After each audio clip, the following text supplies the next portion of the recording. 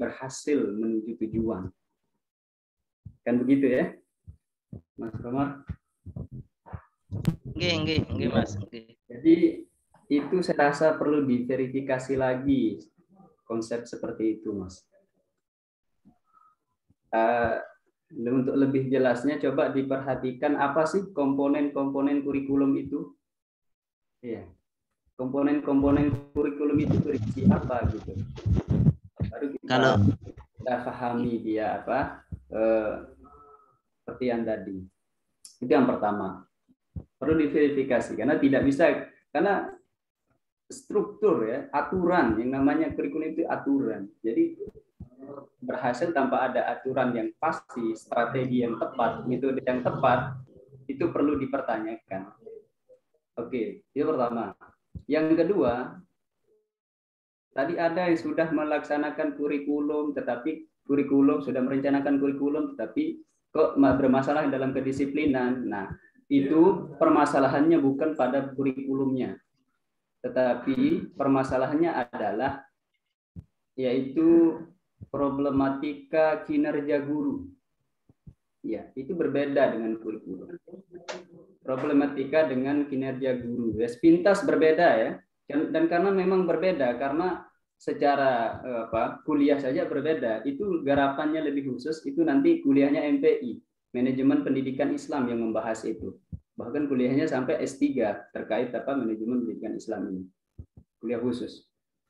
Nah, saya rasa seperti itu. Jadi kinerja guru, saya punya buku, ini kumpulan tesis sama disertasi beliau, tapi saya nggak pernah baca.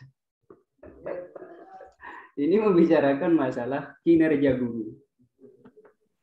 Ini masalah kinerja guru. Jadi yang bermasalah itu bukan di sana ya, karena kurikulum pun itu sudah skala nasional sudah dibentuk oleh pemerintah. Bahkan yang sekarang ya, aturan yang sekarang ya, kurikulum 2013 ini, aturannya kurikulum itu punya tim produktif khusus yang menguasai produktif sudah ya, yang profesional dari segi landasan filosofis, yang menguasai landasan filosofis dan sebagainya terkait kurikulum, itu yang menjadi yang menjadi pengembang kurikulum. Jadi tidak sembarang. Dan itu dari nasional sampai tingkat institusi, bahkan sampai silabus itu diatur oleh pemerintah. Misalkan kalau dalam hal ini kalau wilayah ya Kemenak lah begitu ya. Kalau yang umum Diknas begitu. Nah itu sampai silabus. Tetapi sekolah itu sampai hanya kepada kurikulum. Pengembangan kurikulumnya itu hanya sampai kepada tahap pengembangan kurikulum di kelas. Dalam hal ini RPP.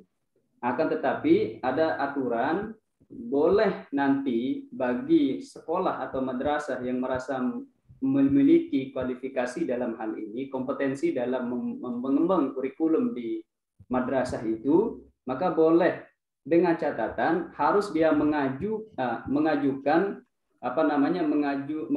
kompetensi itu ke wilayah atau Kemenak misalkan.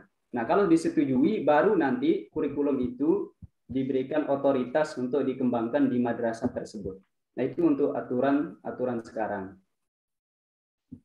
Nah, saya kembali, jadi permasalahan yang kedua itu bukan masalah kurikulumnya, tapi pada kinerja gurunya. Ya, kinerja guru. Nah, itu yang dibahas di sini di Se-Bandar Lampung, Sekolah MI Se-Bandar Lampung yang beliau teliti permasalahan di kinerja guru. Gitu. Saya rasa itu yang dapat saya tanggapi ya. Terima kasih. Gimana Mas Komar? Udah dapat poin tentang silabus? Baik, kok bisa nyusun makalah kan? Iya, kalau masalah silabus yang ngerti lah. Silabus makanya dari tadi Mas Komar nanya terkait silabus terus, karena makalah Mas Komar tentang pengembangan silabus kan. Enggak, begini Mas. Karena juga kan silabus dan RPP itu bagian daripada kurikulum Mas. Ya. Nah itu, kalau kita membahas lebih jelas tentang silabus RPP nanti bagian saya gitu. Dalam artian itu judul materi saya gitu, bukan bagian saya gitulah. Karena kenapa saya mengatakan seperti ini? Karena juga kan berlandasan yang saya nanya guru juga. Memang saya mengatakan seperti ini. Ketika guru mengajar tanpa menggunakan silabus. Nah, tanpa menggunakan silabus. Kan sedangkan di dalam silabus tersebut nanti bisa dikatakan waktu guru itu mengajar selama 1,5 jam. Nanti awalnya itu adalah berdoanya itu 10 menit. Kemudian nanti penyampaian materinya itu adalah 70 menit. Kemudian terakhir penutupnya itu adalah 10 menit. Sehingga menjadi 1,30 jam atau 1,5 jam lah istilahnya. Nah, kemudian ini aturan-aturan yang ada dalam silabus ini, bagian daripada kurikulum ini adalah kenapa para guru itu tidak melaksanakan sesuai dengan tuntutan silabus dan RPP, itu maksud saya. Kalau seperti itu ngapain diadakan kurikulum? Ngapain dibuat silabus dan RPP? Sedangkan guru tidak melaksanakan sesuai dengan tuntutan silabus dan RPP. Itu loh Mas, Mbak. Oke Mas, izin menambahkan.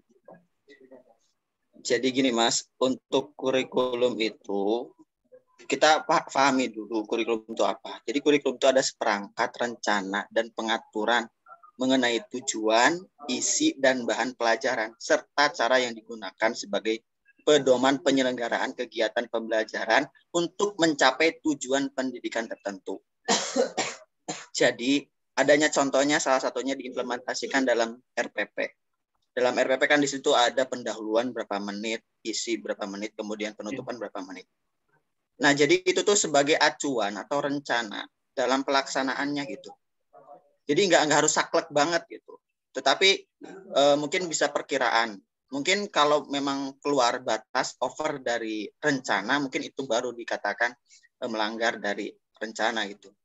Jadi terus tadi saya mau menambahkan tentang ada satu instansi atau lembaga yang mereka tidak menggunakan kurikulum, akan tetapi mereka bisa menciptakan seorang yang ibaratnya intelektual atau akademik lah, tapi dia tidak menggunakan kurikulum. Sebenarnya mereka itu menggunakan kurikulum, cuma mereka tidak secara tertulis gitu.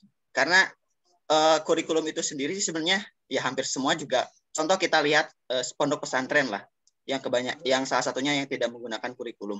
Mereka juga punya tujuan sendiri gitu dalam melaksanakan kegiatan pembelajaran gitu. Ingin mencerdaskan santri-santrinya, ingin mencerdaskan, contohnya fokusnya ingin ke fikih atau ke tauhid atau ke tasawuf. Jadi mereka ada tujuan sendiri gitu.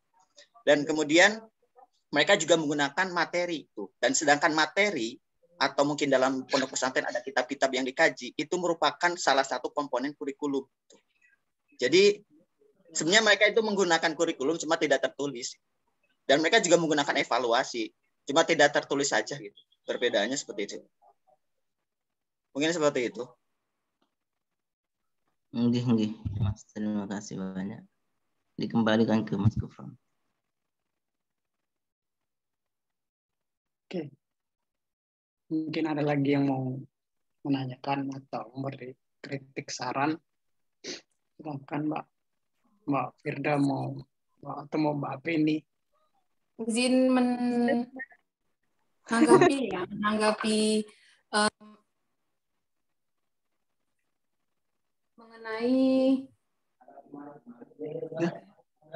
menanggapi mengenai pertanyaan dari Mas Komar tadi, mengapa ada suatu instansi sekolah yang seharusnya kan sudah ada kurikulumnya, tetapi tidak memberikan atau mengajarkan kepada muridnya sesuai dengan kurikulum yang ada atau silabus atau RPP yang ada kan. Nah, gini Mas, banyak tadi teman-teman yang mengatakan bahwasanya kurikulum adalah pedoman ya, acuan dari suatu pendidikan atau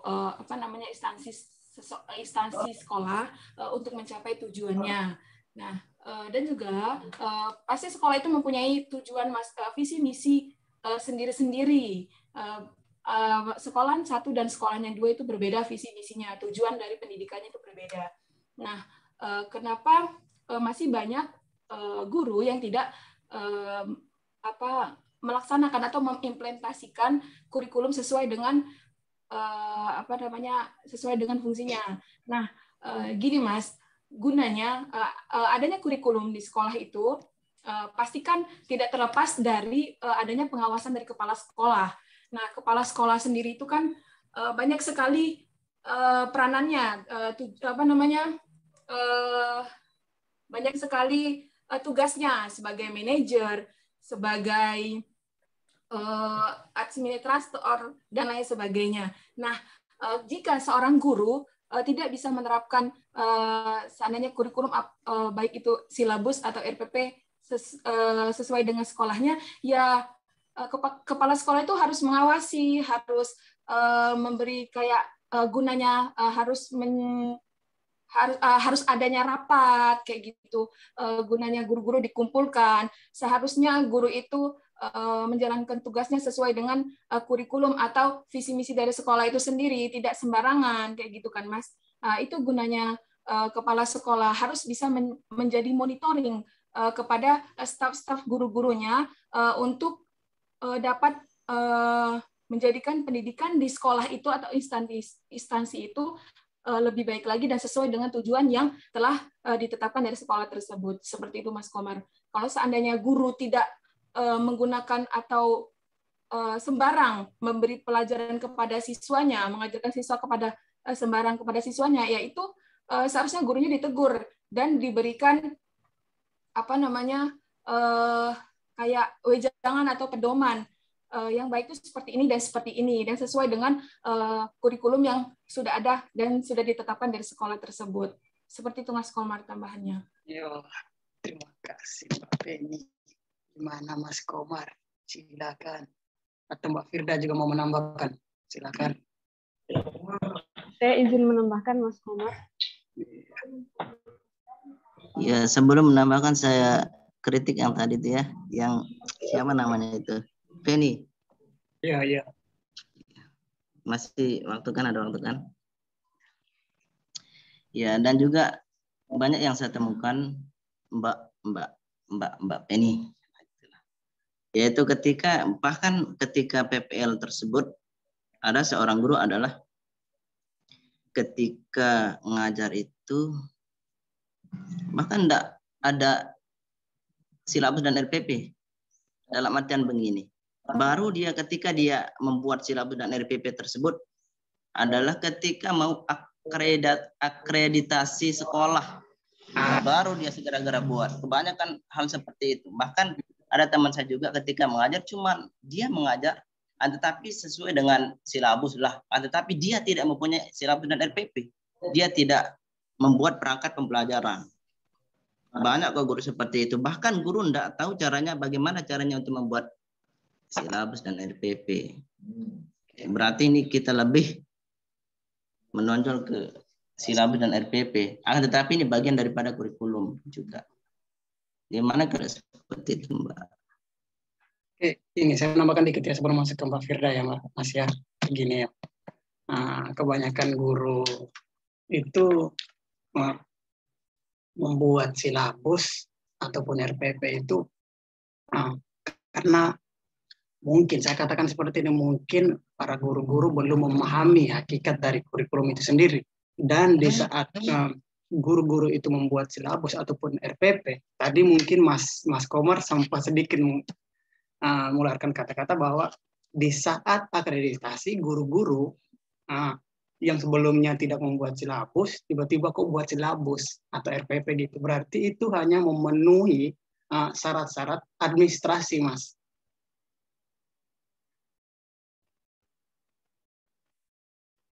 Kayak gitu.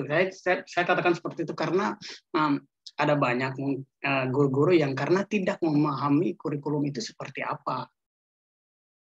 Makanya jalan poinnya ya banyak guru-guru yang memilih jalan udah buat silabus. Tapi buat silabusnya di saat akreditasinya doang. Begitu. Mungkin Mbak Firda mau menambahkan, silakan. Baiklah, saya izin menambahkan sedikit, Mas Komar, terkait kenapa sekarang tuh ada guru sudah merumuskan ini RPP, tetapi tidak diimplementasikan di pembelajaran sesuai dengan RPP. Nah ya, di sini kita ketahui bahwa kurikulum itu ataupun RPP sebagai kurikulum adalah acuan. atau pedoman dari pembelajaran tersebut. Misalkan pembelajaran fikih materi bersuci misalkan. Jadi di silabus kan kita udah rancangkan materi bersuci yang harus dipahami oleh peserta didik itu ini poin-poinnya. Terus kita menggunakan metode ini, menggunakan media ini untuk untuk menyampaikan isi dari materi tersebut.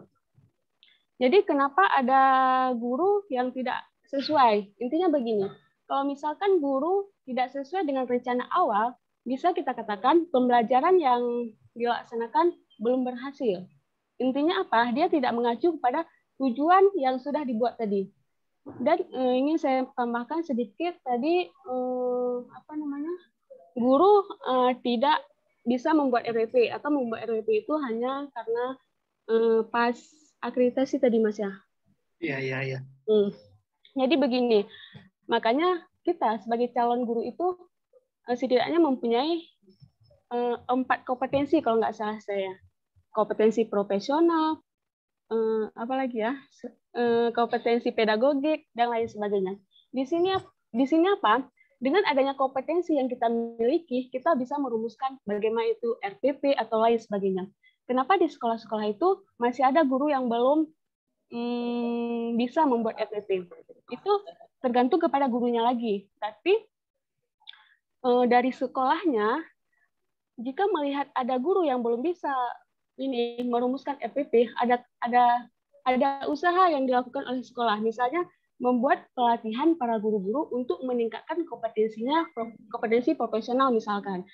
Karena nanti di pelatihan itu akan mengajarkan kembali, oh gini caranya buat RPP bagi guru-guru yang mungkin sekolahnya dulu belum setingkat kita. Intinya apa? Misalnya belum apa ya?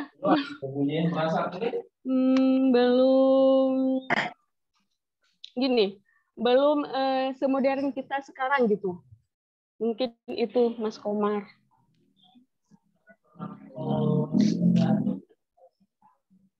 Wih, Mas Komar. Mana nampak? Wujud kau mana, Komar? Nah. Iya Mas. Sampai jam berapa ini ya? Pokoknya semua pertanyaan kau udah dijawab semua kita. Ya mau lor waktu berarti. Udah sesuai dengan silabus dan RPP. Kurikulum. Oke.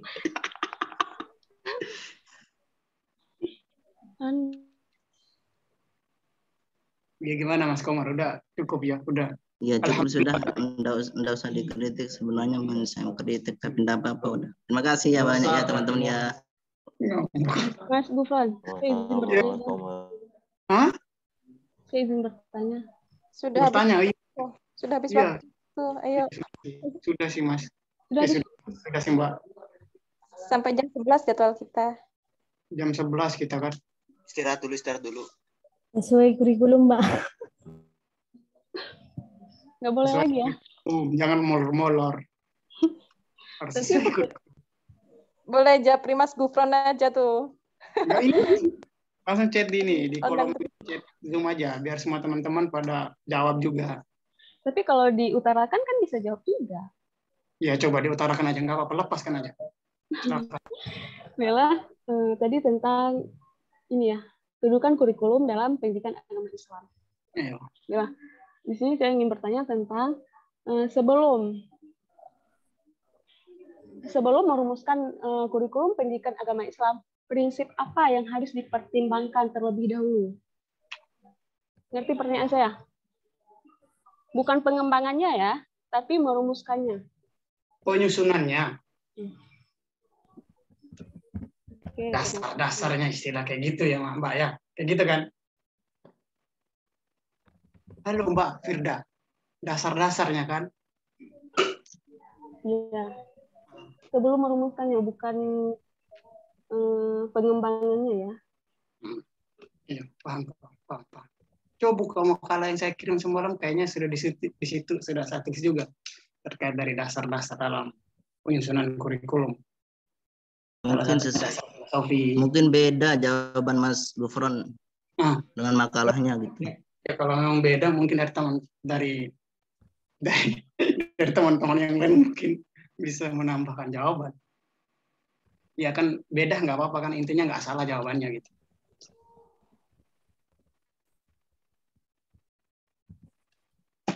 Mas Komar kayaknya mungkin mau menambahkan, silakan.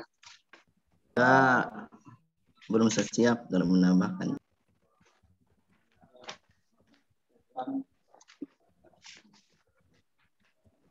Mohon maaf teman-teman, mungkin bisa diinikan di grup karena ini buka diskusi baru lagi karena udah jam 11 ini, biar kita istirahat untuk materi berikutnya. Waktu molor. Nggak apa-apa molor. Intinya pertemuan berikutnya kita sampai jam 12. Nah, tidak sesuai dengan kurikulum berarti. Nggak apa-apa. Ya udah, nggak apa-apa. Udah nggak fokus kalau udah kayak gini. Gue udah nggak fokus ya, Mbak. Boleh dilanjutkan. Iya, boleh dilanjutkan di WA saja. Iya, boleh, Mbak. Itu bapaknya gimana? Ya. Ya, Bapak dulu. Ke Abdul Muiz mau dikeluarkan apa? Keluar sendiri. Ya, mohon izin bertanya, Mas Gufron. Udah dibilangin tanya di grup, tanya lagi sini. Tadi nanya diam semua. Ini masih diperbolehkan enggak ya? Iya Mas, canda Mas. Sorry Abang Senior. Memang kayak gitu gubernurnya itu. Memang dia cerdas sedikit. Terkait dengan makalah jenengan, artikel jenengan yang sudah jenengan susun dengan sangat bagus. Nah, mungkin ini perlu direvisi terkait dengan sistematika pengetikannya. Itu spasinya nggak ada 1,5, kemudian kanan kirinya juga belum sesuai, kemudian dari tingkat plagiasinya juga masih sangat tinggi. Mungkin nanti bisa lebih diparafrasekan lagi dan disesuaikan lagi dengan template jurnal yang akan Mas Gufron tuju. Jadi kalau saya lihat di sini plagiasinya masih tinggi, kemudian dari teknis pengetikannya juga belum sesuai dengan template yang bapaknya kirim, kanan kiri 2 cm, spasinya 1,5, itu belum sesuai. Untuk kata-katanya sudah hampir 5.000, sudah cukup bagus, namun untuk plagiasinya masih tinggi. Mohon untuk nanti bisa lebih ringkas lagi. Dan seperti tanggapan dari Mas Lalu tadi, jangan banyak nomor-nomor ABC kemudian abjad-abjadnya itu disesuaikan lagi. Itu aja Mas, masukan dari saya. Semoga bisa menjadi bekal untuk menjadi lebih baik. Semangat Mas Gufron. Iya, semangat juga Kakak Senior. Udah habis waktu, Mas. Hah? Udah habis waktu, kan? Iya, udah habis waktu ya, nggak apa-apa. Intinya kalau kritik, saran boleh, pertanyaan jangan. Itu referensinya